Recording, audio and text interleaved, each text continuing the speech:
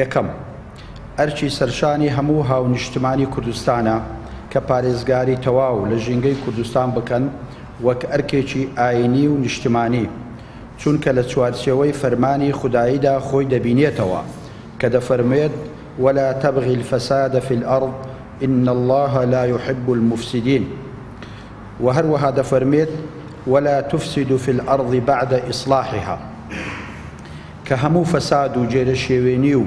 بەدکاریەک لە خۆ دەگریت. خاڵی دووەم بەو پێیەی کە ڕاوکردنی نادروست لە چوارچێوەی شەریعەتی ئیسلامدا جێگەی نابێتەوە، وەک ڕاوکردن لە کاتی زاوزێکردن یان ڕاوکردن تەنها بۆ ئارەزوو بازی یان نەخواردنی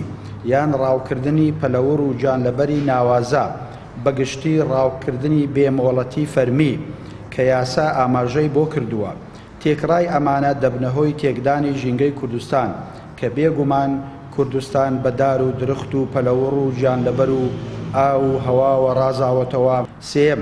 پێویستە هەموو هاوڵاتیەک پابند بێت بە ڕێسا و یاساکانی حکوومەتی هەرێمی کوردستان سەبارەت بە ڕاوکردن، چونکە لە بەرژەوەندی گشتی مرۆڤەکاندایە و هەر شتێکیش لە بەرژەوەندی گشتی مرۆڤدا بێت شەریعەتی ئیسلام پشتگیری دەکات.